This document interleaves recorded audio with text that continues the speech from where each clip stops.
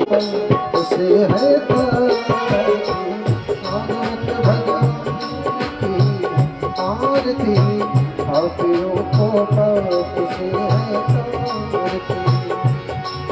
ये अमर ग्रंथ ये मोक्ष पंथ ये पंचम वेद निराला सब ज्योति जगाने वाला। ये अमर ग्रंथ ये मोक्ष पंथ ये पंचम वेद निराला सब ज्योति जगाने वाला। हरि राम यही हरि राम यही हरि राम यही हरि राम यही हरि राम यही हरि राम। जग के मंगल की आरती पापियों को पाप से है तारती। श्री भागवत भगवान की है आरती पापियों को पाप से है तारती।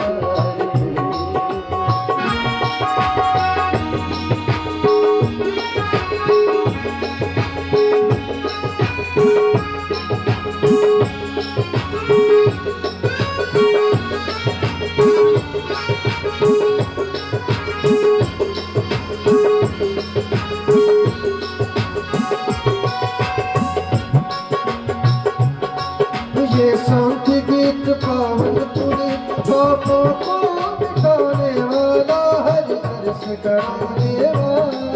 ये शांति गीत पावन पुनीत पापों को मिटाने वाला हरि दर्श कराने वाला। ये सुख करनी दुख हरनी ये सुख करनी दुख हरनी श्री मधुसूदन की आरती पापियों को पाप से है तारती।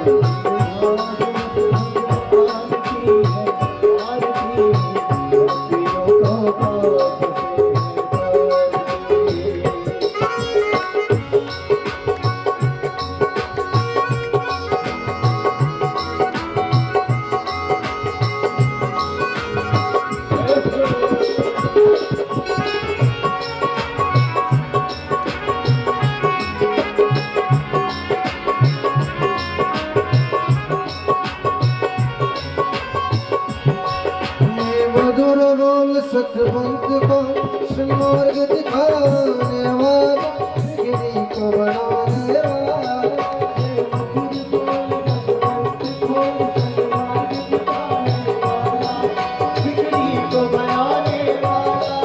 ये मधुर बोल सतबंत को सुमार्ग दिखाने वाला गिरी को बनाने वाला। ये मधुर बोल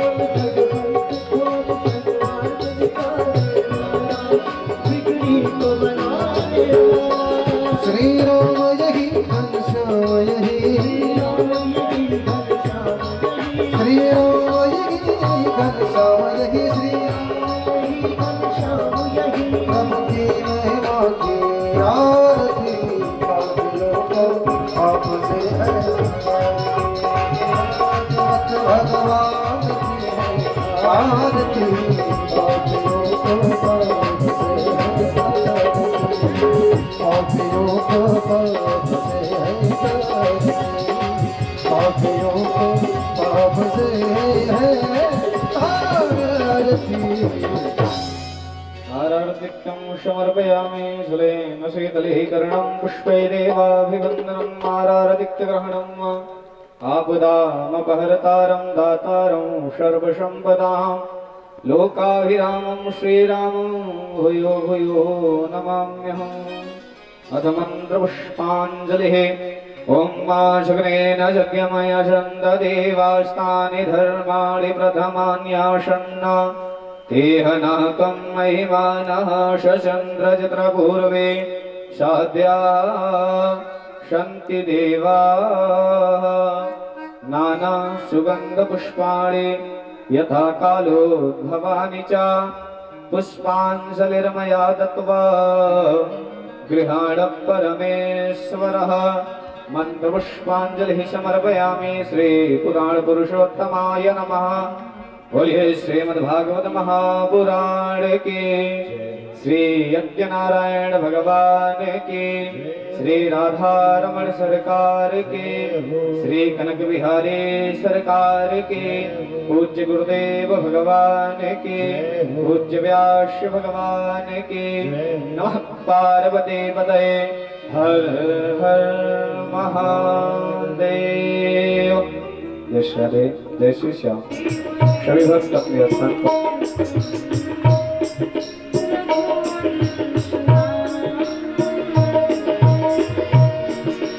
राजीवन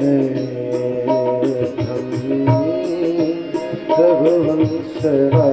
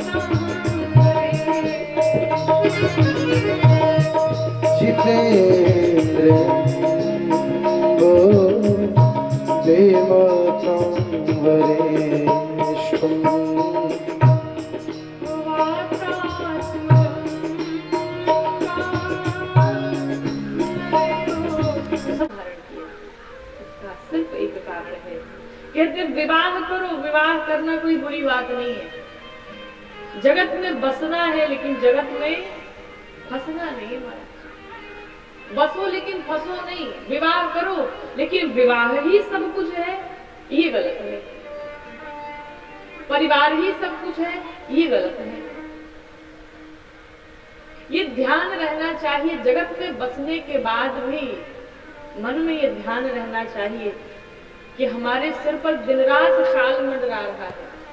हम काल के मुख में बैठे हुए हैं और काल अपना ग्रास कब बना ले, इस जीवन का कोई भरोसा नहीं।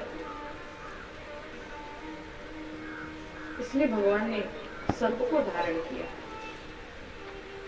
सर्पों का ही कुंडल बनाया, सर्पों का ही कंगन बनाया, सर्पों से ही भगवान का हर श्रृंगार हुआ। भगवान ने त्रिशूल धारण किया। तो हमारे जीवन में भी 3 प्रकार के शूल होते हैं, 3 प्रकार के ताप होते हैं, दैहिक, दैविक, भौतिक ताप। इन तीनों प्रकार के तापों से मुक्त करने के लिए बाबा ने त्रिशूल धारण किया। बाबा ने अपने पूरे शरीर में भस्म धारण किया। इसका भी कारण है, भस्म क्यों धारण किया? एक बार की बात है, कुछ लोग एक शव को लेकर के जा रहे थे, मुर्दे को लेकर के जा रहे थे। तो शव यात्रा में जितने लोग शामिल थे सब बोले जा रहे थे, राम नाम सत्य है, राम नाम सत्य है। बाबा ने ऊपर से देखा, बाबा ने जब देखा कहा ये राम नाम सत्य कहते हैं, ये तो मेरे प्रभु का नाम है, ये तो मेरे रघुनाथ जी का नाम है, सब राम का नाम लेने वाले हैं, चलो एक भक्तों की मंडली हम भी शामिल हो जाए, हम भी प्रभु के भक्त। बाबा भी उस मंडली में शामिल हो गए और बाबा भी अदृश्य रूप से लगे कहने राम नाम सत्य है, राम नाम सत्य है। शमशान घाट पे जब सभी पहुंचे, पहुंचने के बाद से उस व्यक्ति को जब मुखाग्नि दे दी गई, कुछ लोग किनारे हटे और आपस में सभी लगे बात करने। एक ने कहा ये बताओ तुम्हें कब पता चला ये मर गया? कहा कुछ क्षण पहले ही पता चला। क्या बताएं महाराज, इसको भी आज ही मरना था, संडे के दिन नहीं मर सकता था, इसके चक्कर में एक दिन की छुट्टी लेनी पड़ी मुझे।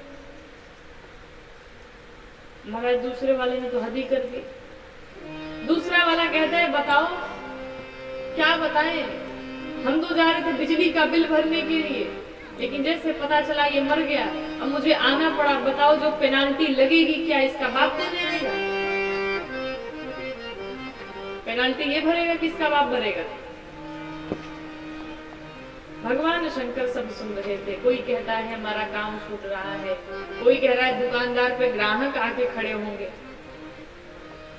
सब अपने बिजनेस में, सब अपने कार्य में लगे हुए। बाबा ने सोचा जो लोग अभी कह रहे थे कि राम का नाम ही सत्य है, वही लोग अब कहते हैं कि दुकान सत्य है, परिवार सत्य है, पैसा सत्य है। सब भगवान को भूल गए, मतलब ये दिखावा था। भगवान शंकर दौड़े भागे पहुंचे। कहाँ पहुंचे? उस शव के पास। और जब भगवान वहां पहुंचे वो शव जल चुका था, राख बची थी। भगवान ने कहा कोई बात नहीं, तुम्हें संसार वाले छोड़ दिए, लेकिन मैं शंकर तुम्हें कदापि नहीं छोड़ूंगा, मैं तुम्हें अपने शरीर में धारण करूंगा। और भगवान ने उसी भस्म को अपने शरीर में डाल दिया।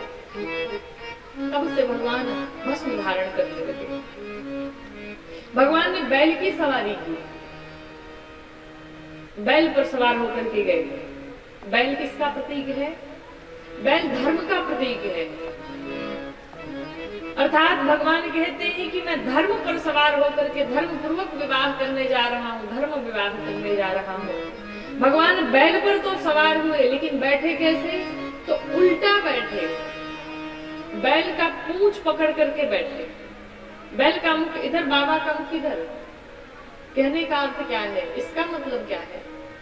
इसका मतलब ये है कि सत्संग सुनने के पश्चात भी, कथा सुनने के बाद भी अगर आपके जीवन में कोई बदलाव नहीं आता है तो महाराज उस कथा को सुनने का कोई मतलब नहीं, सत्संग में बैठने का कोई मतलब नहीं। इन 7 दिनों की कथा में हम नहीं कहते कि आप जितनी बातें बताई जाती हैं सब जीवन में धारण करो, क्योंकि ये संभव भी नहीं है। लेकिन उन 7 दिनों में आप एक चीज कोई धारण करो अपने जीवन में, एक चीज कोई उतारो। यहाँ से जो बातें बताई जा रही, एक बात को ध्यान से सुन लो, अपने जीवन में उतार लो। और यकीन मानिए जिस दिन एक बात अपने जीवन में उतार लेंगे, धीरे धीरे सारी बातें अपने जीवन में स्वयं चली आएंगी, फिर कुछ करने की आवश्यकता नहीं पड़ेगी। लेकिन इन 7 दिनों में आप सीख करके क्या जाते हैं? लेकिन अगर आप इस भाव से कथा सुन रहे हैं कि चलो बैठे हैं, 3 घंटे कटेंगे, 2 घंटे कटेंगे, और इस भाव से हम 7 दिन आए, कथा गा करके चले गए, इस भाव से अगर बैठ के कथा सुनते हैं तो हमारे जैसे हजारों व्यास यहाँ आएंगे, कथा करके चले जाएंगे, महाराज जीवन जैसा का तैसा ही रह जाएगा, कोई बदलाव नहीं होने वाला। आपने कभी विचार किया? परीक्षित जी को मोक्ष हो गया, विमान आया उन्हें ले जाने के लिए, वो तो जीते जी मुक्त हो गए थे। महाराज मरने के बाद कोई मुक्ति नहीं होती है। अगर मुक्त होना है तो जीते जी मुक्त हो जाइए, मरने के बाद मुक्ति नहीं होती है। परीक्षित जी तो जीते जी मुक्त हो गए थे, हम क्यों नहीं मुक्त होते? धुंधकारी नाम का जो प्रेत था उसके लिए विमान आया ले जाने के लिए उसे। अब प्रश्न ये उठता है कि हम भी तो 7 दिन बैठ के कथा सुनते हैं, हमारे लिए विमान क्यों नहीं आता? आना तो चाहिए विमान। हम भी 7 दिन बाद चले जाएं, उसको विमान पे बैठ के मुक्त हो गए। विमान क्यों नहीं आता? वो इसलिए नहीं आता महाराज, परीक्षित जैसे बैठ करके हम कथा नहीं श्रवण कर पाते, एकाग्रचित होकर के हम कथा नहीं श्रवण कर पाते। मन में संदेह, द्वेष, ईर्ष्या लेकर के बैठे रहते हैं, न जाने क्या क्या भीतर भरे बैठे हैं। और जब भगवान के प्रति हम निश्चल नहीं होंगे, वो भाव, वो श्रद्धा, वो विश्वास नहीं आएगा, तो एक नहीं 1000 बार कथा सुन ले, कोई फर्क नहीं पड़ने वाला। तो भगवान शंकर धर्म के ऊपर बैठ करके धर्म विवाह करने गए। बताना चाहते हैं कि जब जीवन में किसी संत का सानिध्य प्राप्त हो जाए, सत्संग मिल जाए, कथा मिल जाए, और उसके बाद भी हमारे जीवन में कोई बदलाव ना हो, उसका कोई मतलब नहीं है। सत्संग सुनने का अर्थ ये है, कथा सुनने का अर्थ ये है कि 7 दिन जो हमने कथा सुनी, अब धीरे धीरे हम उसे अपने जीवन में धारण करें, हमारे जीवन में कुछ बदलाव आए। यही कारण है कि भगवान शंकर बैल पर बैठे तो, लेकिन उल्टी दिशा में बैठे, पूंछ पकड़ करके बैठे। भगवान ने अकारण ही कुछ नहीं किया। भगवान शंकर का विवाह संपन्न हुआ। मैना मैया ने विदा किया है माँ भवानी को। जाते जाते जिस प्रकार से हर एक माँ अपनी कन्या को शिक्षा देती है, देखिए ये समाज के लिए बड़ी, आजकल क्या कहा जाए, आजकल का जो समाज है बड़ा अद्भुत है। मैया ने तो शिक्षा ये दी माँ भवानी को कि जाना तो अपने पति की सेवा करना, अपने पति की पूजा करना, लेकिन बुरा न मानिएगा, आजकल की माताएं शिक्षा नहीं देती है। आजकल की माताएं क्या शिक्षा देती हैं? अधिकतर जो मॉडर्न माताएं हैं, विवाह तो हो गया, विवाह करके जा तो रही हो, 1-2 दिन देखना, घर संभालना, उसके बाद से लेके निकल जाता है। सबको साथ में लेके रहने की कोई आवश्यकता नहीं है। और उसके बाद भी कोई बात हो तो फोन तो है ही, और सबसे बड़ा काल देखा जाए तो आजकल फोन ही बना हुआ है। पहले लोग चिट्ठी लिखते थे, कोई परेशानी हो तो, अब मान लो झगड़ा आज हुआ, चिट्ठी लिखा, अभी चिट्ठी पहुंचेगा 1 हफ्ते बाद, जब तक चिट्ठी पहुंचेगी तब तक इधर मामला शांत हो जाएगा, जब तक वापस उधर से उत्तर आएगा तब तक सब रफा दफा। लेकिन यहाँ क्या है, यहाँ तो अभी क्रोध आया, अभी झगड़ा लड़ाई हुआ, तुरंत फोन उठाया, माँ बाप के पास फोन गया, माँ बाप पुलिस कोर्ट कचहरी लेके चले आए घर, अब कहानी शुरू हो गई। चलो चिंता मत करो, हम मुकदमा लड़ेंगे तुम्हारे साथ। महाराज जी गलत बात है, ये उचित नहीं है। क्यों? क्योंकि ससुराल में जाने के पश्चात हर एक कन्या को कुछ ना कुछ तो सहना ही पड़ता है, कुछ बातें सहन करनी पड़ती है, तब जाकर के जीवन की नैया पार लगती है। और हम चाहें कि हमारे मायके जैसा ही सुख, हमारे मायके जैसा आनंद, हमारे मायके जैसी स्वतंत्रता ससुराल में भी बनी रहे, तो ये कदापि संभव नहीं है। फिर जीवन भर कोर्ट के चक्कर लगाते रह जाओ। और इसमें देखा जाए तो सबसे बड़ा हाथ माताओं का ही है घर बर्बाद करने में। लेकिन एक बात समझिएगा, आप अपनी बेटी को ये शिक्षा दे करके विदा करती है, लेकिन वही जब बहू घर में आती है वो उल्टे सीधे कार्य करे तो बुरा लगता है। क्या सीख क्या ये, कैसे कैसे कार्य कर रही है। तो विचार तो होना चाहिए कि हमने भी तो वही शिक्षा दे के विदा किया है, वो भी तो किसी घर की बहू बनी है। तो जो चीज आप स्वयं नहीं सहन कर सकते, तो फिर आप दूसरे से उम्मीद कैसे करते कि वो सहन कर सकता है। अपनी कन्या को ये शिक्षा नहीं देना चाहिए। 2-4 साल 5 साल जब सही समय बीत जाएगा, गुजर जाएगा, तब जाकर के समझ में आएगा कि हमने क्या खोया है, हमने क्या पाया है। हर एक माँ को एक बड़ा ही शिक्षापूर्ण गीत है। माताएं कहती हैं पहले की कि माँ ने दुलारी मेरा कहना, माँ ने दुलारी मेरा कहना, इस भांति रहना जाके ससुराल। माँ ने दुलारी मेरा कहना, जाके ससुराल।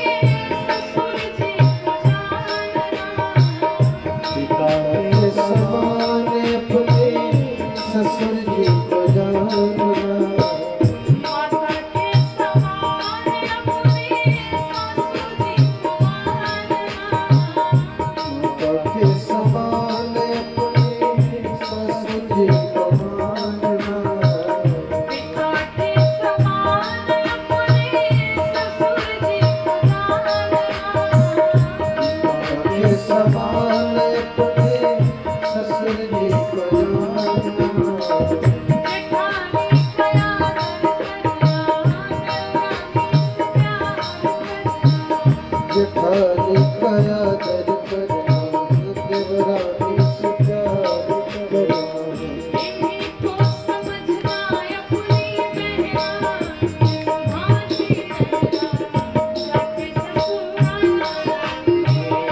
किसी को समझना अपनी बहना इस भांति रहना जाके ससुराल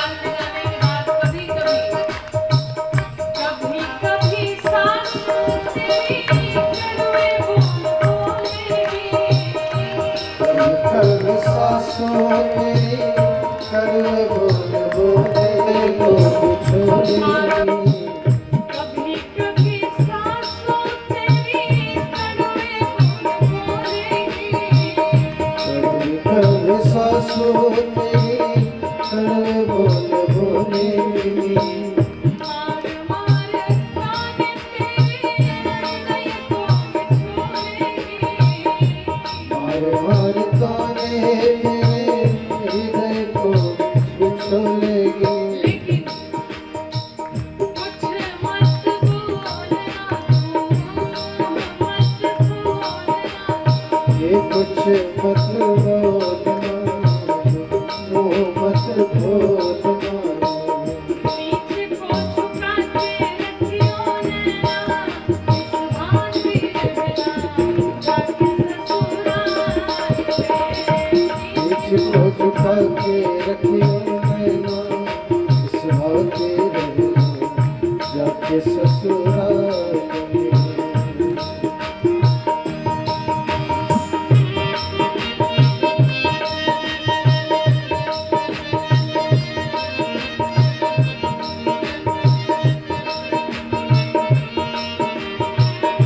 वहाँ से घूमते हुए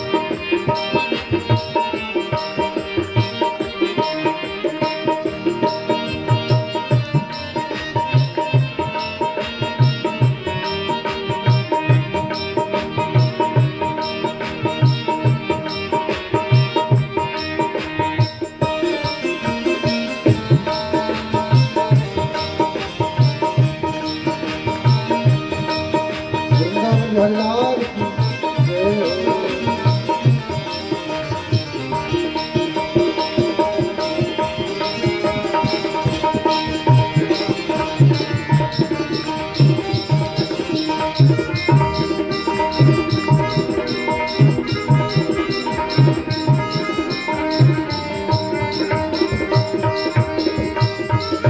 मैंने तुम्हारी वाणी कैसी होनी चाहिए कंठ श्री कंठ तेरा कोयल के समान होवे श्री कंठ तेरा कोयल के समान होवे होठों की लाली तेरी मधुर मुस्कान होवे होठों की लाली तेरी मधुर मुस्कान होवे कंठ श्री कंठ तेरा कोयल के समान होवे श्री कंठ तेरा कोयल के समान होवे होठों की लाली तेरी मधुर मुस्कान होठों की लाली तेरी मधुर मुस्कान भला एक बिंदिया तेरी नेक की नथनिया तेरी भलाई की बिंदिया तेरी नेक की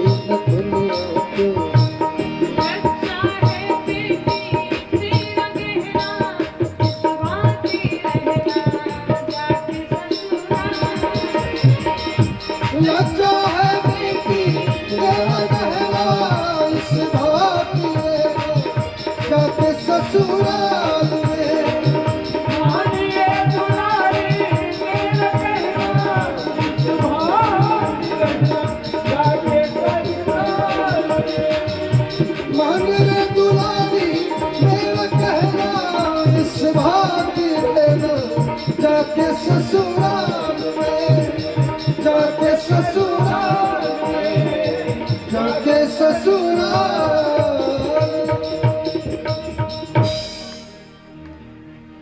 लज्जा ही स्त्री नाम भूषणम। स्त्रियों का गहना क्या है? सोने चांदी हीरे मोती नहीं, ये तो अलग की बात है, लेकिन एक स्त्री का, एक कन्या का आभूषण क्या है? उसकी लज्जा ही उसका आभूषण है। जिन स्त्री के आंखों में लज्जा नहीं है, शर्म नहीं है, वो स्त्री नहीं हो सकती।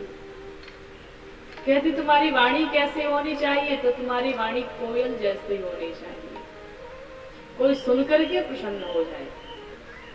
कंठ श्री कंठ तेरा कोयल के समान।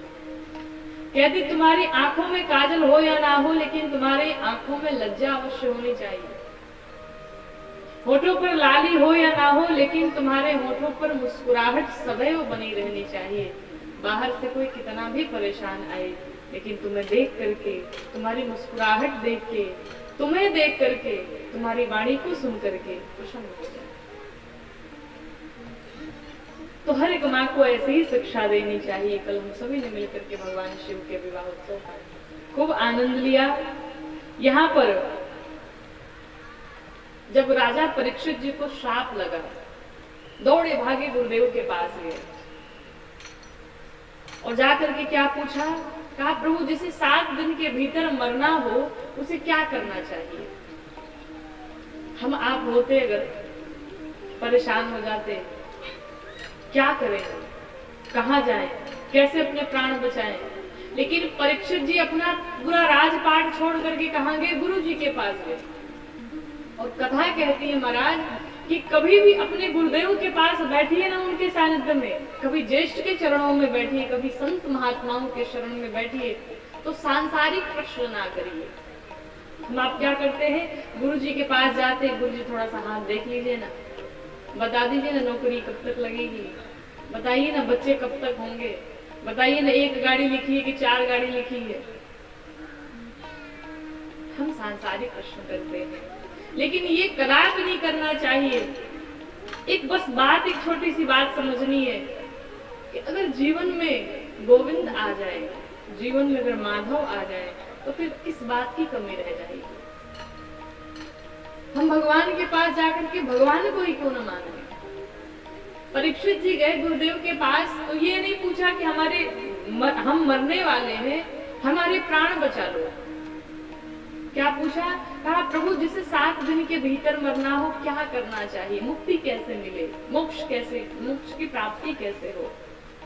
गुरुदेव भगवान उत्तर देते हैं। सुखदेव जी महाराज कहते हैं, महाराज जिसे 7 दिन के भीतर मरना हो, जिसे शीघ्र मरना हो, वो ज्यादा से ज्यादा जागरण करे, ज्यादा से ज्यादा जगे, सोए नहीं, ज्यादा से ज्यादा भगवान का चिंतन करे, गोविंद का चिंतन करे। सुखदेव भगवान के शरण में राजा परीक्षित जी बैठे हुए। सुखदेव महाराज कहते हैं राजा परीक्षित से, भगवान की करुणा का वर्णन करते हैं। कहते परीक्षित विचार करो, तुम्हें कथा सुनाए। कौन सी कथा? तो विदुर जी महाराज की कथा सुनाई।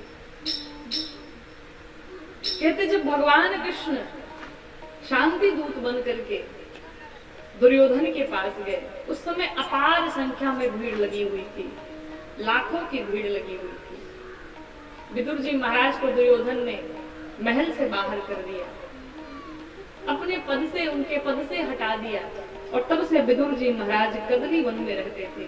12 वर्षों से लगातार विदुर जी महाराज अपनी पत्नी के साथ फल खा करके रहे।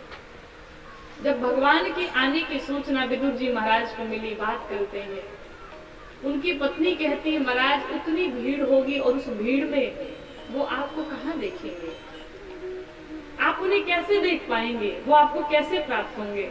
विदुर जी महाराज ने कहा कोई बात नहीं, हम उन्हें नहीं देख सकते, लेकिन वो मेरे प्राणनाथ ऐसे हैं जो सबको देख सकते हैं, चिंता न करो।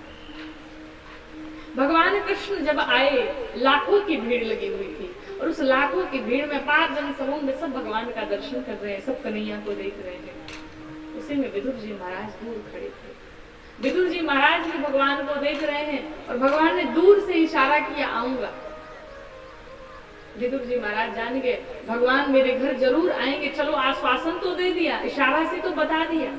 विदुर जी महाराज प्रसन्न हो गए। जब दुर्योधन के पास भगवान कृष्ण पहुंचे, जाकर के दुर्योधन से कहा, दुर्योधन ये पांडव भी तुम्हारे भाई ही, एक काम करो, बहुत ज्यादा तुमसे नहीं मांगने आया हूं, सिर्फ 5 गांव तुम पांडवों को दे दो, मात्र 5 गांव। भगवान कृष्ण ने जब अपनी बात रखी, दुर्योधन ने कहा, महाराज 5 गांव तो बड़े दूर की बात है, एक तिनका नहीं उठा करके देने वाला हूं मैं। कन्हैया वो सब तो आप छोड़ो, एक काम करो, आपके लिए हमने 56 भोग बनवाए थे, आप पाओ, आपके लिए बढ़िया तैयारी की है हमने, बढ़िया व्यवस्था की है। भगवान कृष्ण ने उत्तर दिया, कहा दुर्योधन किसी के घर भी भोजन 2 स्थिति में करना चाहिए, आप भी याद रखिए, किसी के घर भी भोजन 2 स्थिति में करनी चाहिए। कब कब? पहली स्थिति, जब आपको बहुत जोर से भूख लगी हो, बिल्कुल आप रह नहीं पा रहे हो बिना भोजन किए, उस समय अगर कोई कहे भाई भोजन कर लो तो भोजन कर लेना चाहिए। और दूसरा, किसी के घर पे तब भोजन करना चाहिए जब सामने वाला व्यक्ति बड़े भाव से, बड़े प्रेम से, बड़ी निष्ठा के साथ आपको बुला रहा हो, बार बार निवेदन कर रहा हो, उसका अपार प्रेम हो आपके प्रति, तब जाकर के किसी दूसरे के घर भोजन करना चाहिए, अन्यथा किसी के घर भोजन नहीं करना चाहिए। भगवान कृष्ण ने कहा, दुर्योधन पहला जो कारण है कि भूख लगे तो भोजन करे, तो भूख तो मुझे लगी नहीं है, और दूसरा कि प्रेम से अगर कोई भोजन कराए तो भोजन करना चाहिए। तो महाराज तुम्हारे भीतर प्रेम तो है नहीं, तुम्हारे भीतर तो सिर्फ और सिर्फ अहंकार भरा हुआ है। मैं तुम्हारे घर भोजन नहीं कर सकता, मैं तो विदुर काका के घर जाऊंगा और भोजन करूंगा। दुर्योधन मुस्कुराने लगा, हंसने लगा, कहा बताओ हमारे यहाँ हमारे 56 भोग छोड़ करके आप जाओगे विदुर काका के घर? अरे जिनको खुद भोजन करने का ठिकाना नहीं है, सुबह भोजन मिल जाए, रात्रि में होगा नहीं होगा, कोई ठिकाना नहीं, उनके घर आप भोजन करेंगे? भगवान कृष्ण ने कहा न्योता दिया है तो तैयारी तो किए ही होंगे। भगवान कृष्ण विदुर जी महाराज के घर पहुंच गए। जब गए, विदुर जी महाराज ने गए बाजार से कुछ लाने के लिए, भगवान के भोजन की तैयारियां करने के लिए। विदुरानी ने जब देखा भगवान कृष्ण को, दौड़ी भागी आई, प्रणाम करती है, लेकिन आज विदुरानी इतना प्रसन्न है भगवान को देख करके, विश्वास नहीं होता कि वो कन्हैया मेरे घर पे चले आए हैं। दुर्योधन का राजपाट छोड़ करके, वो 56 भोग का त्याग करके आज कन्हैया मेरे घर आ गए, कैसे हो गया? बार बार उन्हें अपनी आंखों पर विश्वास नहीं होता है, मैं इन्हें क्या खिलाऊं, क्या पिलाऊं, कहाँ बिठाऊं। और विदुरानी ने भगवान को आसन दिया, आसन पर बिठाया, घर में कुछ था नहीं, केले रखे हुए थे महाराज। विदुरानी गई आई और भगवान के प्रेम में इतना विह्वल है, इतना आह्लादित है, इतनी प्रसन्न है कि केले का जो गुदा था, जो फल था, उसे फेंकती चली गई और जो केले का छिलका था वो कन्हैया को खिलाती थी। केले का छिलका निकाल निकाल करके लगे भगवान को देने, और भगवान मेरे पाने लगे बड़े प्रेम से, बड़े भाव से। एक बार नहीं कह रहे अरे मैया ये गुदा नहीं है, ये फल नहीं है, ये तो छिलके हैं। लेकिन भगवान तो महाराज प्रेम के भूखे होते हैं, वो कहाँ कुछ देखते हैं। प्रेम से जो उन्हें पवा दो, भगवान पाने को तैयार बैठे। भगवान केले का छिलका खाने लगे। जब विदुर जी महाराज आए, दूर से देखा, अरे पागल हो गई है, बावरी हो गई है, तू कन्हैया को केले का छिलका खिला रही है। मेरे कन्हैया दुर्योधन के 56 भोग का त्याग करके चले आए, और आज मेरे मुरारी आए भी, आज मेरे मोहन आए भी, हमारे घर में कुछ खाने के लिए नहीं है, और मैं ये दे रहा हूं, तू ये दे रही, छिलके दे रही खाने के लिए। मैया को ध्यान आया कि मैं तो छिलके ही खिलाए जा रही हूँ। भगवान वो सूखी रोटी, वो साग पाए जा रहे हैं, और बड़े प्रेम से, बड़े भाव से क्यों पाए जा रहे हैं, यहाँ साक्षात उदाहरण है इस बात का कि भगवान सिर्फ और सिर्फ प्रेम के भूखे हैं। प्रेम से भगवान को जो आप निवेदित कर दो भगवान करने के लिए तैयार है।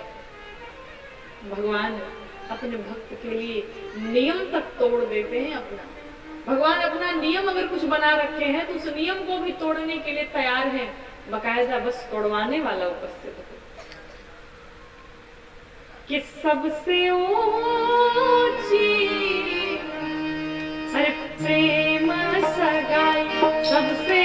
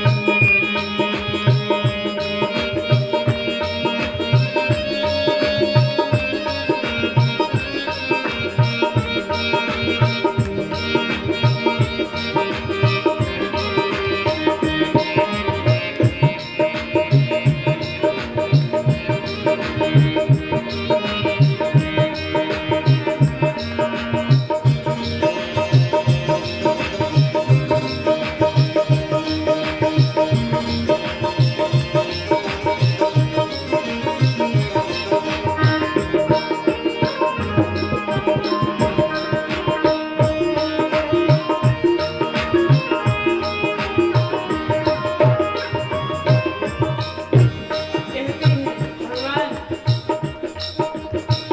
प्रेम के बस पार क्यों प्रेम के वश तेरा कहा क्यों प्रेम के बस पार क्यों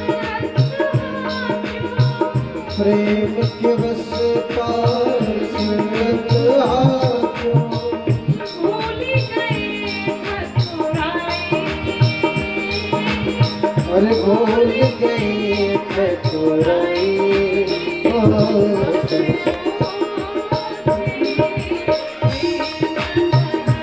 सबसे ऊंची प्रेम सरोवर, सबसे ऊंची प्रेम सरोवर। वहां से पीछे वाले भक्त जी बेचारी की सेवा करते हुए घूमते हुए गए।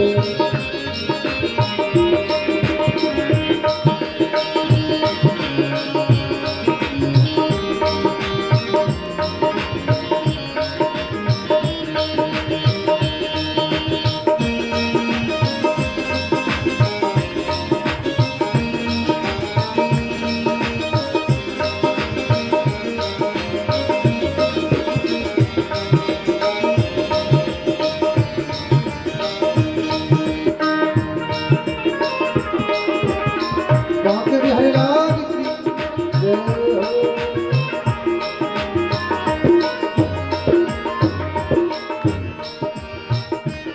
ऐसी प्रीति बढ़ी ऐसे प्रीत बड़ी वृंदावन,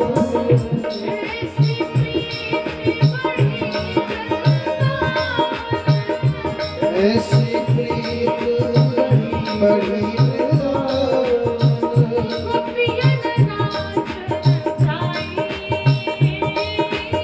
अरे गोपिया नाच नचाई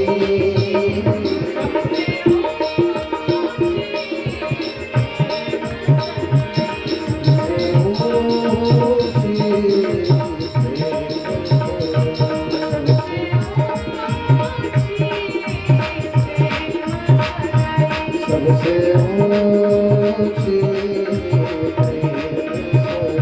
कृष्ण नारायण नारायण नारायण श्रीमन नारायण नारायण श्रीमन नारायण नारायण नारायण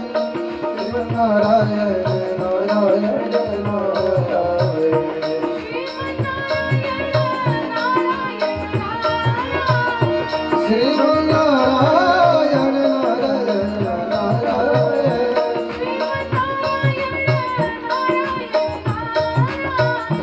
श्रीमन नारायण नारायण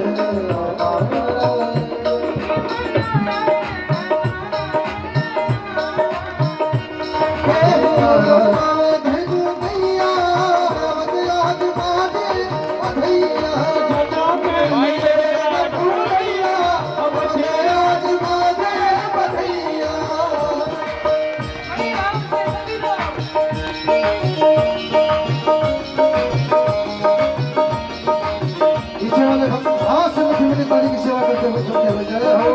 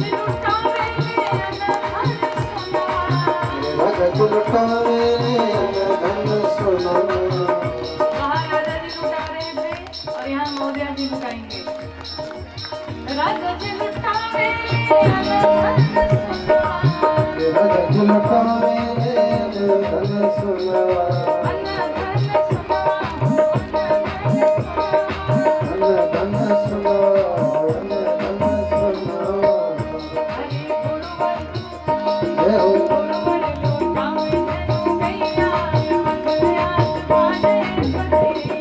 गुरुवर लुटावे धेनु गैया अवदयाल पादे बधैया जनम मिलिए रघुरैया अवदयाल पादे बधैया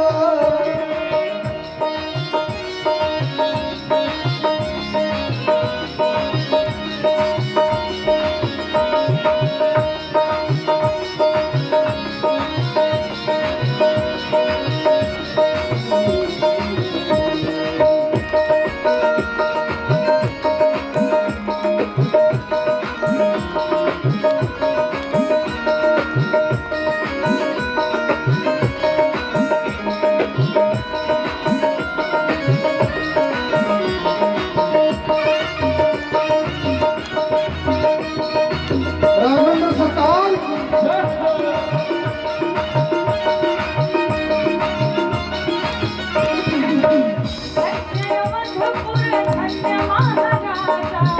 धन्य अवधपुर धन्य महाराजा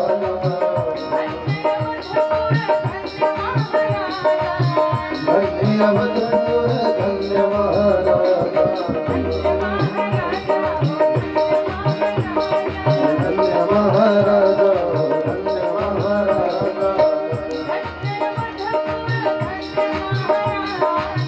धन्य अवधपुर धन्य महाराजा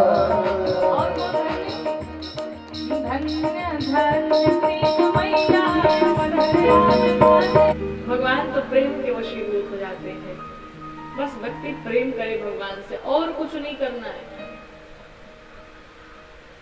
राजा परीक्षित जी ने प्रश्न किया, मन को वश में करने के क्या उपाय हैं? मन को हम वश में कैसे करें? बहुत लोगों के प्रश्न ऐसे होते हैं, लोग पूछते हैं मन हमारा शांत कैसे हो? मन बड़ा विचलित रहता है, मन बड़ा परेशान रहता है। इसका सिर्फ एक उत्तर है, अपनी इच्छाओं को ही शांत कर लिया जाए, मन अपने आप शांत हो जाएगा। मन विचलित क्यों है? बार बार हमारी इच्छाएं बढ़ती रहती है। आप अनुभव करिए, अपने जीवन से अनुभव करिए। आपके पास कुछ वर्ष पहले एक साइकिल हुआ करती थी, आप साइकिल से चलते थे, भगवान के मंदिर में जाते थे, प्रभु साइकिल ठीक नहीं लग रहा है, बाइक हो जाता बड़ा आनंद होता, हम भी चलते। भगवान ने आपको बाइक दे दिया, आप खुश हो।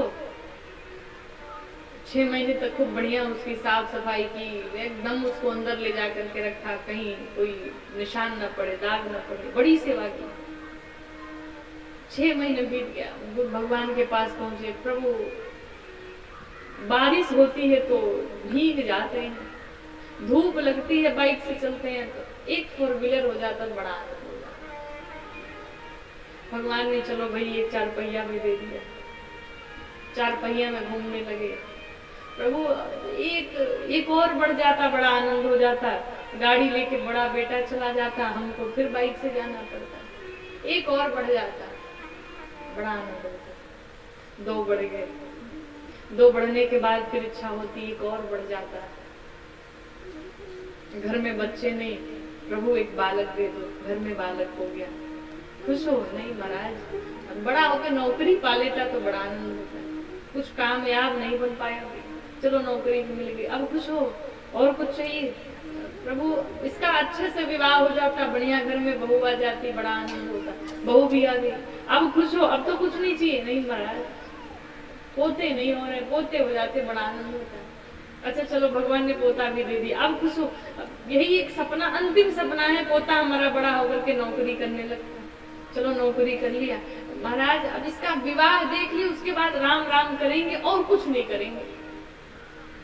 चलो पोते का विवाह हो गया, अब खुश हो। अब तो तुम जिंदगी से तुम्हें कोई मोह नहीं होगा, अब तो भगवान की शरण में लग जाओ। महाराज पनाती देख लेते, बड़ा आनंद होता। बस अंतिम इच्छा यही है। पूरा जीवन बीत गया महाराज, इच्छाएं शांत हुई क्या? नहीं हुई, इच्छाएं बढ़ती चली गई। और ये इच्छा ही हमारे दुख का कारण है, उम्मीद ही हमारे दुख का कारण है। हम भगवान से कुछ इच्छा अपनी प्रकट करते हैं, अगर पूरी हो जाए तो हम बहुत खुश हो जाते हैं और इच्छा लगा करके बैठे हैं, उम्मीद लगा करके बैठे हैं ये कार्य मेरा होगा, और अगर संयोगवश वो कार्य नहीं हो पाता है तो हम दुखित हो जाते हैं, मेरा ये काम नहीं हो पाया। किसने कहा था कि आप सोच करके बैठो?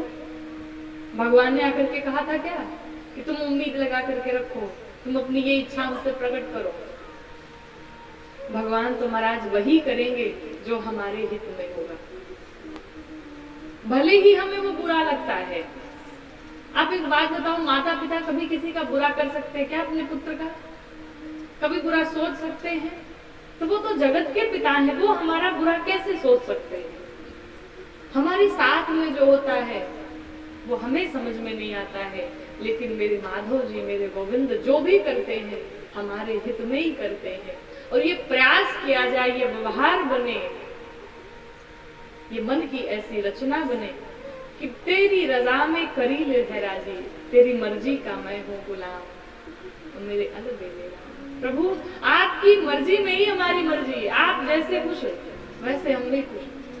जिस दिन ये व्यवहार जीवन में उतर जाएगा महाराज, आपका मन आपके वश में हो जाएगा, आपके मन को शांति मिल जाएगी, आपका मन फिर कभी भ्रमित नहीं होगा। सिर्फ एक सूत्र गांठ बांध लीजिए कि जो भगवान कर रहे हैं वही उचित है, जो आगे करेंगे वो हमारे लिए उचित ही करेंगे, हमारे हित में ही करेंगे। हमारी इच्छाएं शांत हो जाएं, हमारा मन शांत हो जाएगा।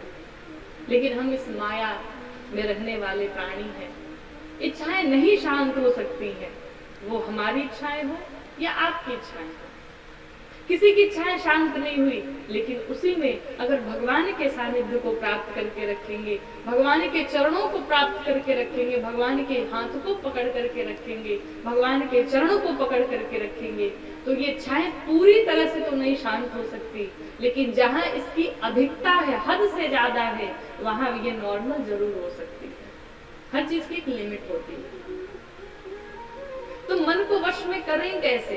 मन को वश में करने का उपाय क्या है?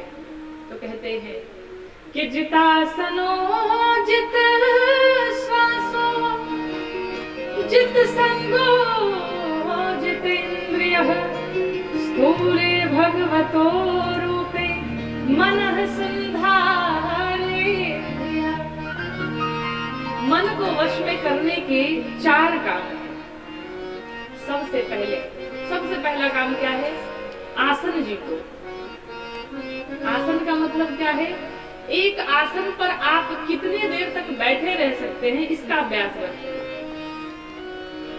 किसी को आदत होती, देखे होंगे, आप अगर सुबह बैठा रहे तो शाम तक बैठा ही रहेगा, कोई फर्क नहीं पड़ने वाला।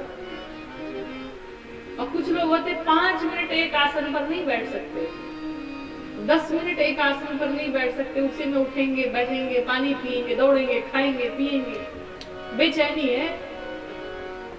तो पहला काम क्या करना है? अगर मन को वश में करना है तो सबसे पहले आसन को जीतो।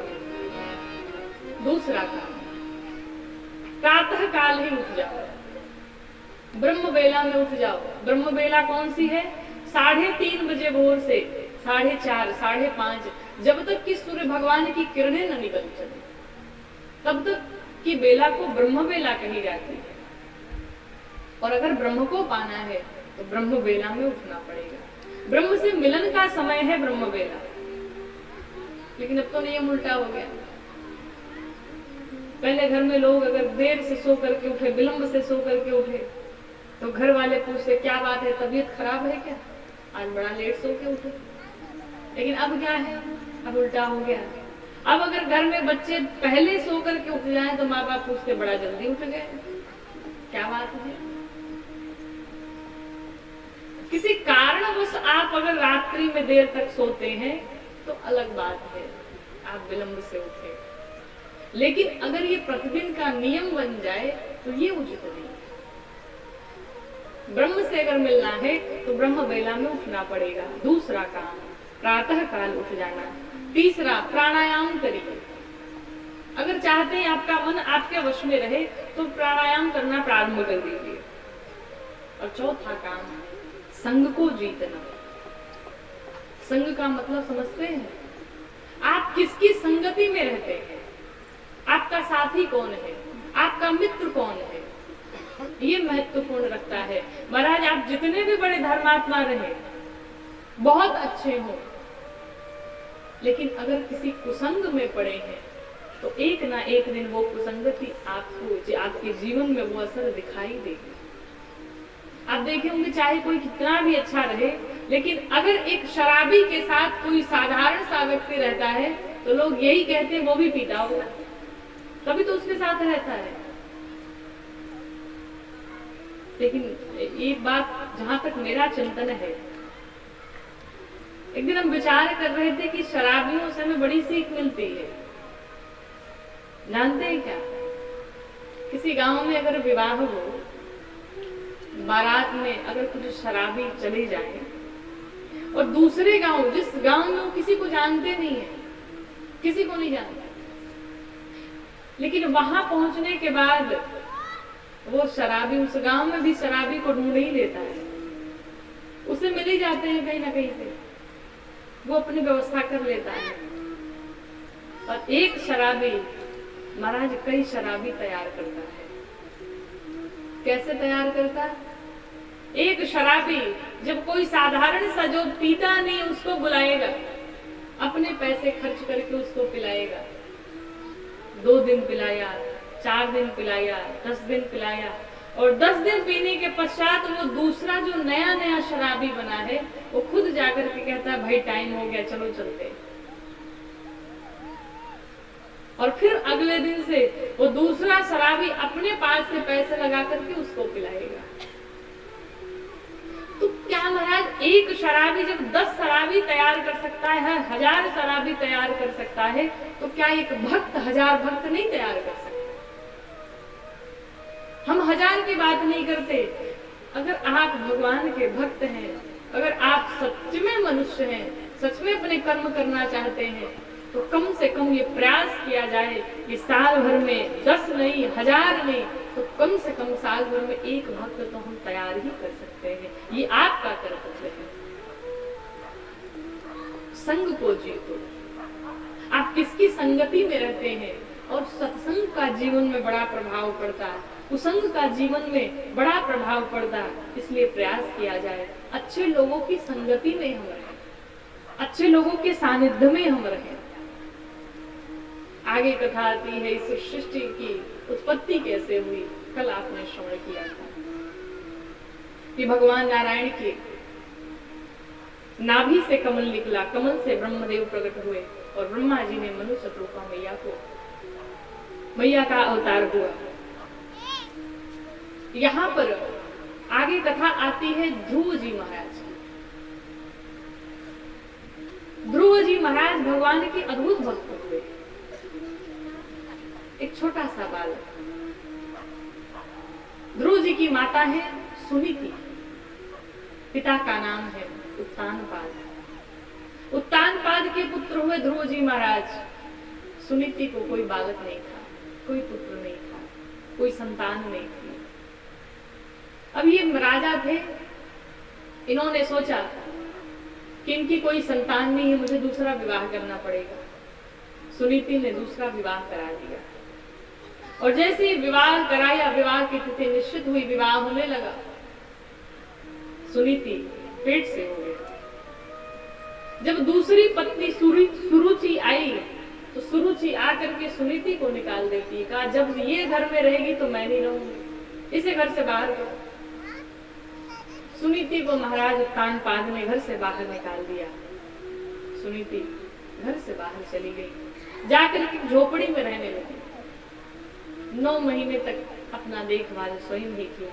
9 महीने के पश्चात ध्रुव जी महाराज थोड़े से जब बड़े हुए तो एक दिन गेंद खेल रहे थे, और गेंद खेलते खेलते पहुंच गई महाराज के दरबार में। एक दिन पहुंचे अपने पिता उत्तानपाद के पास, और सिंहासन पर जाकर के अपने पिता की गोद में बैठने का प्रयास किया। जैसे ही गोद में बैठने का प्रयास किया, जो दूसरी सौतेली माँ सुरुचि थी उसने मना कर दिया। तेरी इतनी हिम्मत, तू बैठेगा महाराज की गोद में? कहा मैं क्यों नहीं बैठ सकता। कहा तुझे ये गोद तब प्राप्त होगी जब तुम मेरे अंग से जन्म ले। तू अभागा है, तुम यहाँ नहीं बैठ सकते। ध्रुव जी महाराज की बात खल गई, मेरे पिता और मैं अपने पिता की गोद में नहीं बैठ सकता।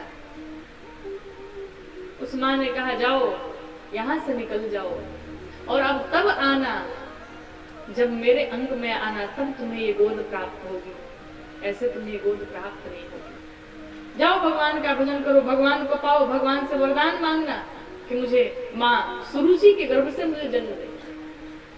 यही बात तो लग गई ध्रुव जी महाराज को। ध्रुव जी महाराज आए अपनी माँ सुनीति के पास, आकर के कहते क्या माँ मैं अभागा हूं? माँ ने कहा अभागा तो तू सच में है। क्यों? तुझे पिता की गोद प्राप्त नहीं हुई। सुरुचि के गोद से अगर तू पैदा हुआ होता, अंग से पैदा हुआ होता तो तुझे वो गोद अवश्य प्राप्त होती, लेकिन तुम मेरे गर्भ से पैदा हुए हो। लेकिन जो उन्होंने एक बात कही कि भगवान से जाकर के वरदान मांगो, पुत्र एक काम करो तुम जाओ भगवान को मांगो, तुम्हें भगवान की गोद प्राप्त हो जाए।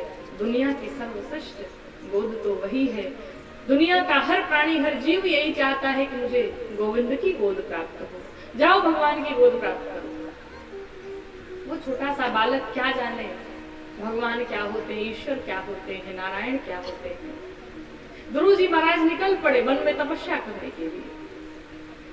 देवर्षि नारद आए, ध्रुव जी महाराज की परीक्षा लेते हैं। ध्रुव जी महाराज से आकर के देवर्षि नारद ने उस छोटे से बालक से कहा, देवर्षि नारद कहते हैं इस घनघोर जंगल में बड़े बड़े शेर रहते हैं, भयानक हाथी रहते हैं, तुम्हें खा जाएंगे, तुम इस जंगल में तपस्या कर पाओगे? तुम तो अपनी माँ की गोद में महाराज यहाँ कैसे रह पाओ? देवर्षि मेरी माँ कहती है कि हर एक प्राणी में, हर एक जीव में भगवान का वास होता है, तो उस शेर में, उस चीते में, उस हाथी में भगवान का वास होगा। और अगर उसमें भगवान का वास है तो वो शेर हमें कदापि नहीं खा सकता, वो चिता हमें कदापि नहीं खा सकता, वो हाथी हमें कदापि कोई चोट कोई क्षति नहीं पहुंचा सकता। मुझे इतना विश्वास है। चलो पहली सीढ़ी तो पूर्ण हो गई। देवर्षि नारद ने मन में विचार किया इसकी पहली सीढ़ी तो बड़ी मजबूत है, विश्वास है इसको भगवान के प्रति। चलो दूसरी परीक्षा लेते हैं। देवर्षि नारद ने कहा ध्रुव एक बात बताओ, तुम तो अपनी माँ का दूध पीते हो, घर में माँ तुम्हें भोजन कराती है अपने हाथों से, लेकिन इस घनघोर जंगल में तुम क्या खाओगे, क्या पियोगे, कैसे रहोगे, मर जाओगे, जाओ घर वापस चले जाओ।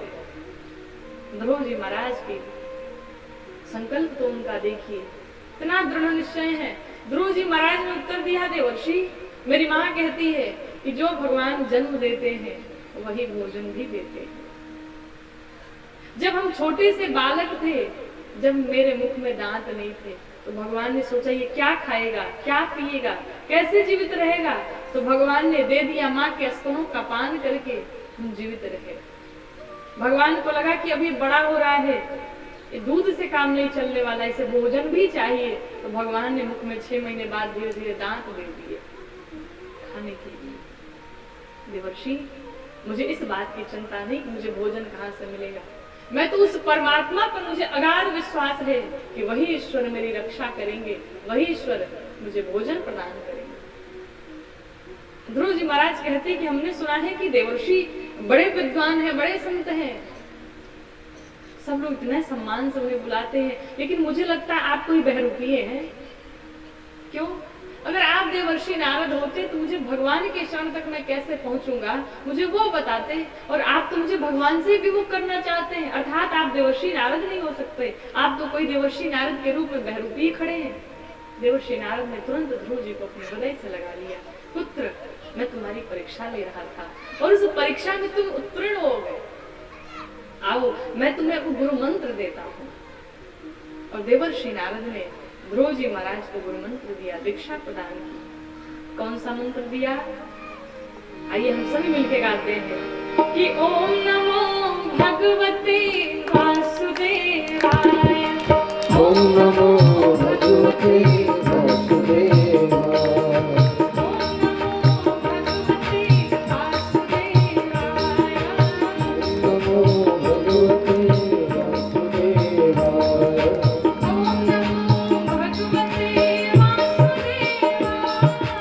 ओम नमो भगवते वासुदेवाय,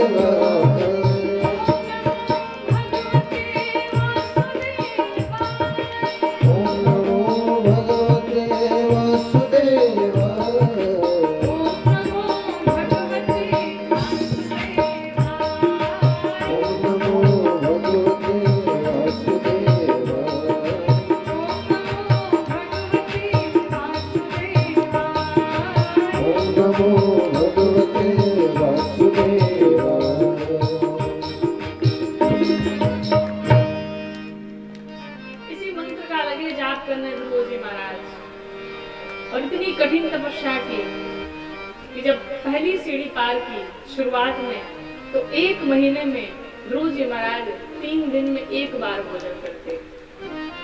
जब दूसरा महीना लगा तो 6 दिन में 1 बार भोजन करने लगे।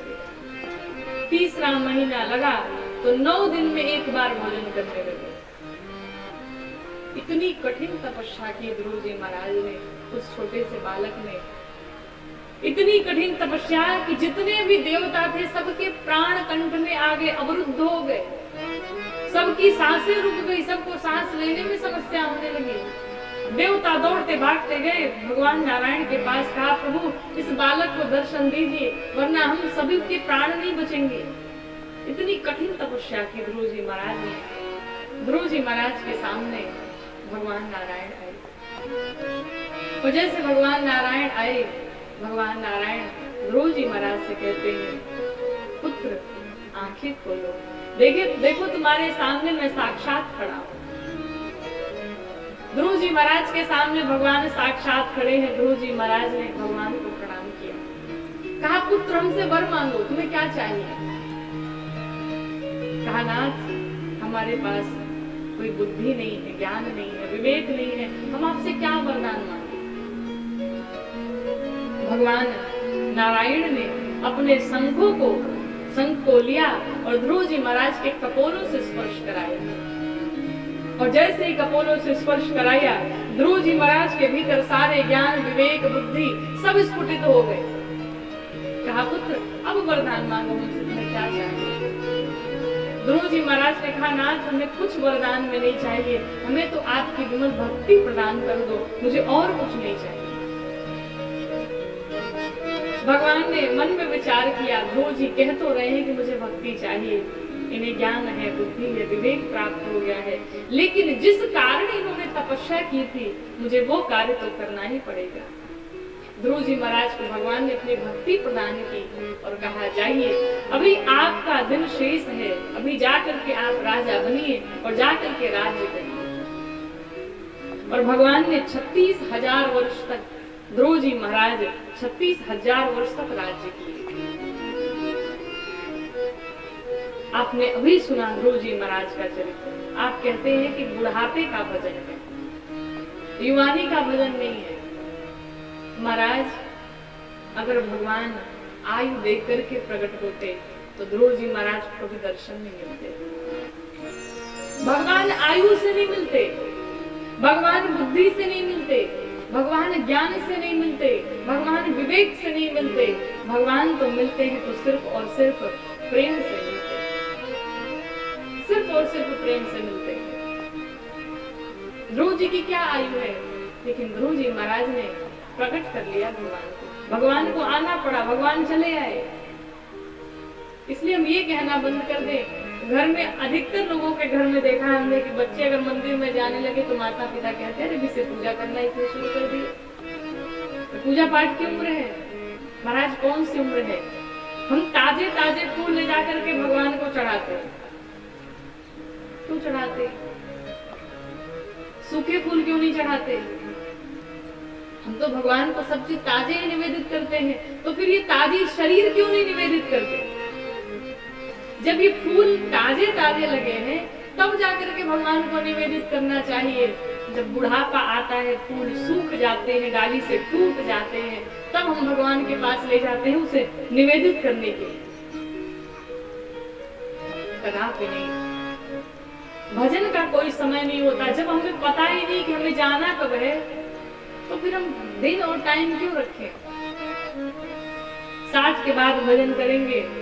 नहीं महाराज, 60 के बाद क्या लिखवा करके आए हैं? कि 60 के बाद तक जीवित ही रहेंगे। 60 के बाद गवर्नमेंट भी रिटायर कर देती। कल भी हमने कहा था कि 60 के बाद जो जी रहे हैं वो बोनस में मिला है, इसलिए भगवान का भजन कर लीजिए। ध्रुव जी महाराज ने 36,000 वर्ष तक राज्य किया और अंत में मृत्यु पर विजय प्राप्त करके ध्रुव जी महाराज गए।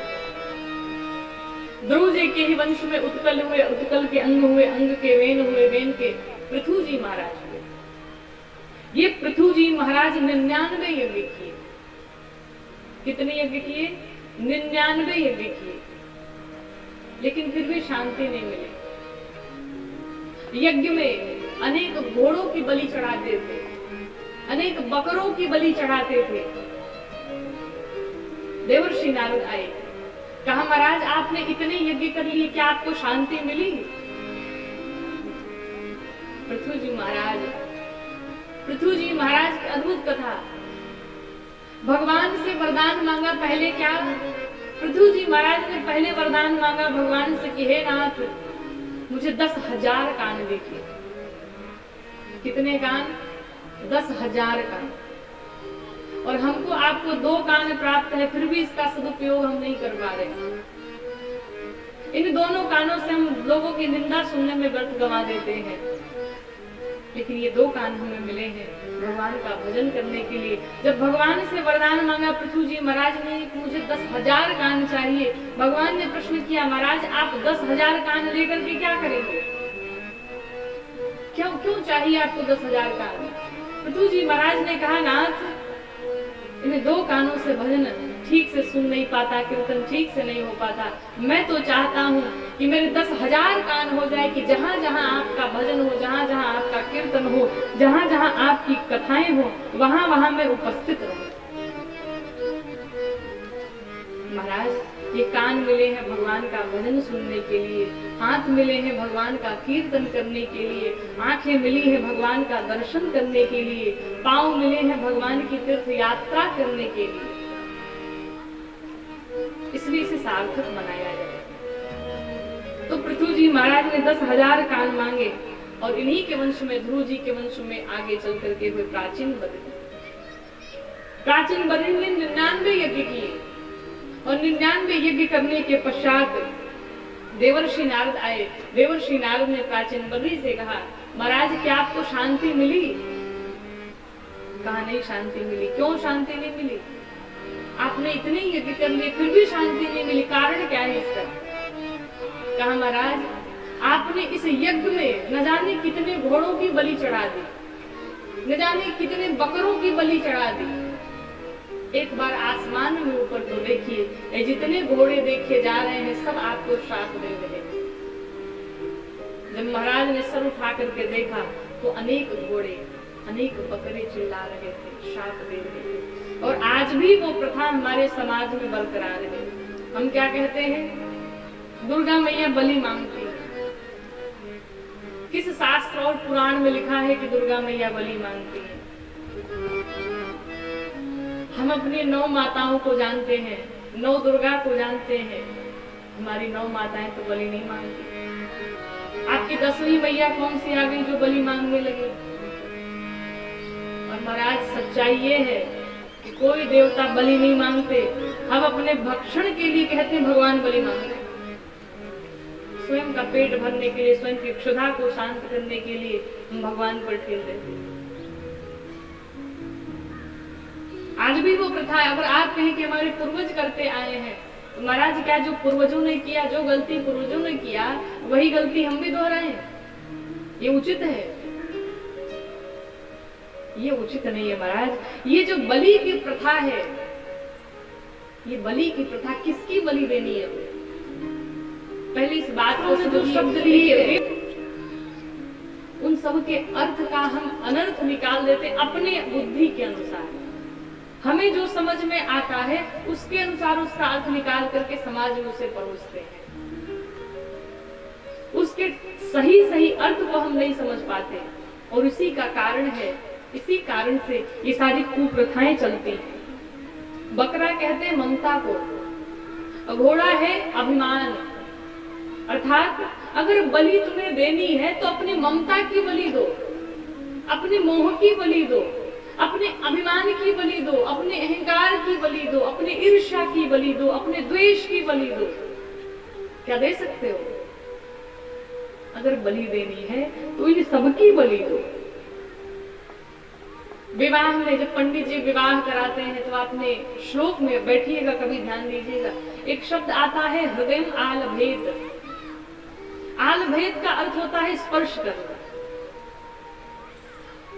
और आलभेद का अर्थ भी है बलि देना। बलि क्या है? स्पर्श क्या है? अर्थात उसको स्पर्श करना है। कन्या वर कन्या को स्पर्श करे, उसे अपनाए। तो फिर तो यहाँ इसका अर्थ ये निकाल लेना चाहिए कि कन्या की बलि दे दी जाए, फिर तो इसका अर्थ यही होता है। इसका अर्थ ये नहीं है।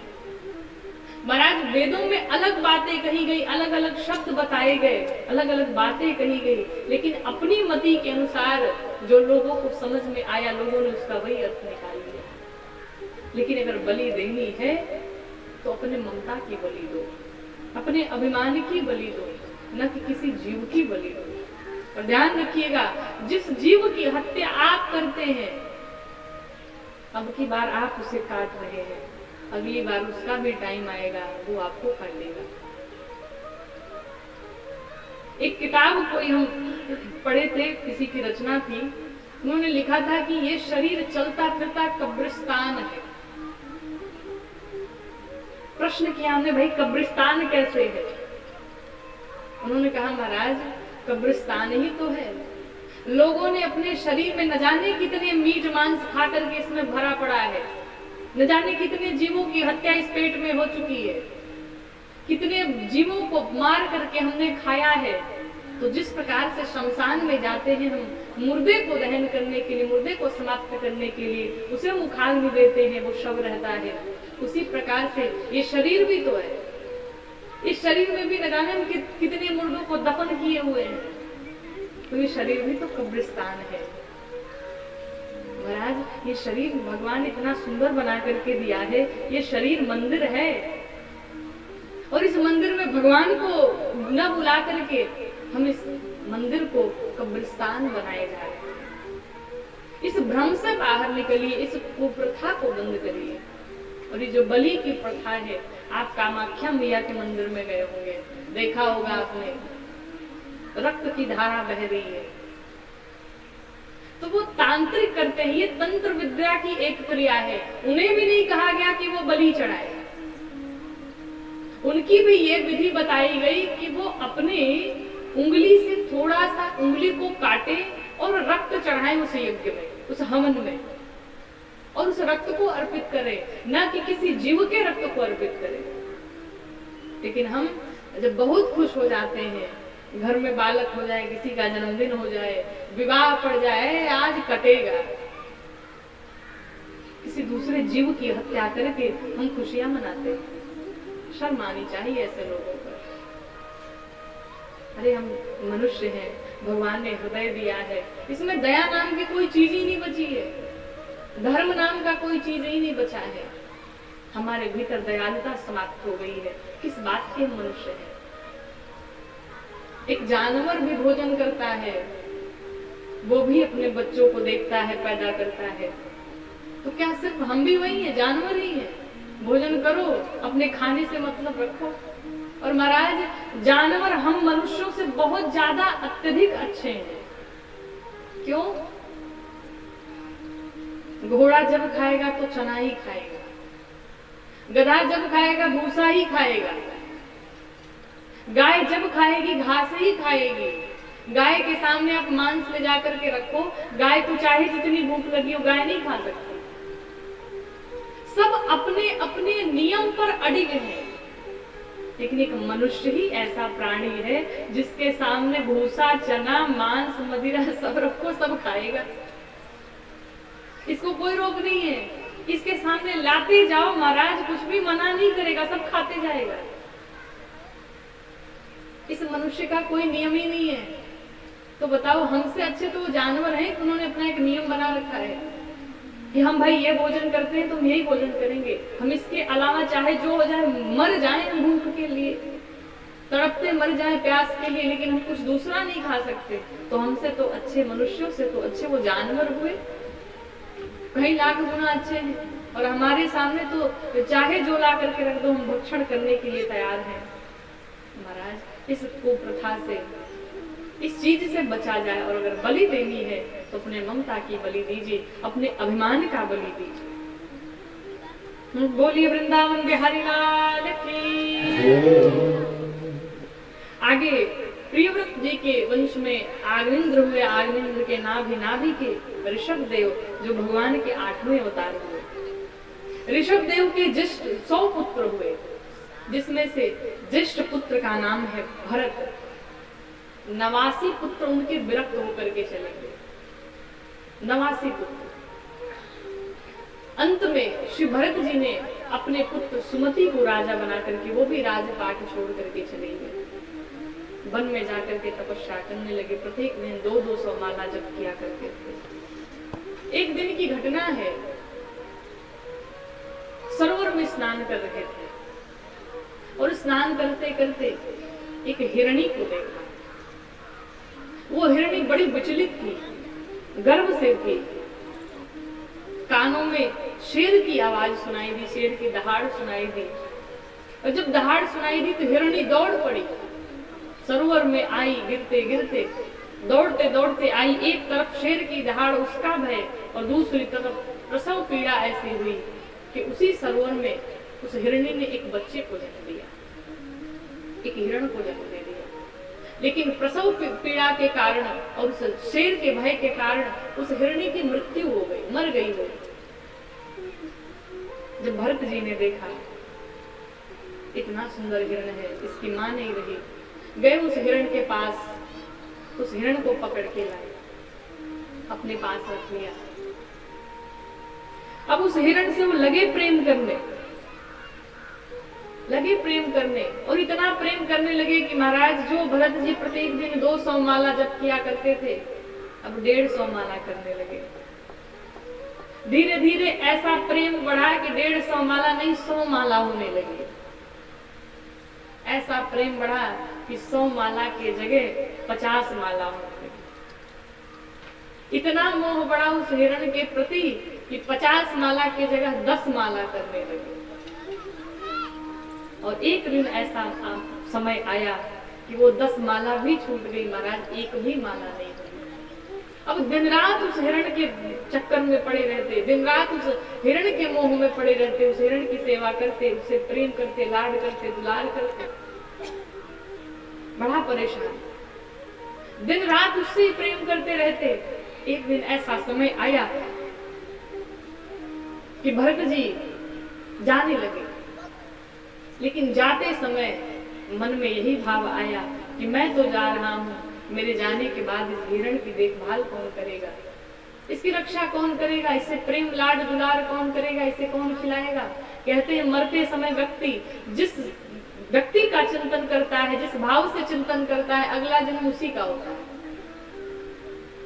भरत जी ने जीवन भर तपस्या तो की, जब तप किया, लेकिन अंत में क्या हुआ, हिरण से प्रेम कर लिया, हिरण से मोह कर लिया, और मरते समय उसी की स्मृति आई, उसी का स्मरण हुआ, गोविंद का चिंतन नहीं किया। परिणाम ये हुआ अगला जन्म हिरण का हो गया, अगले जन्म में हिरण बन गए। लेकिन हिरण तो बने, लेकिन उन्हें ये याद था, ये स्मरण था कि मैं पूर्व जन्म में भरत था।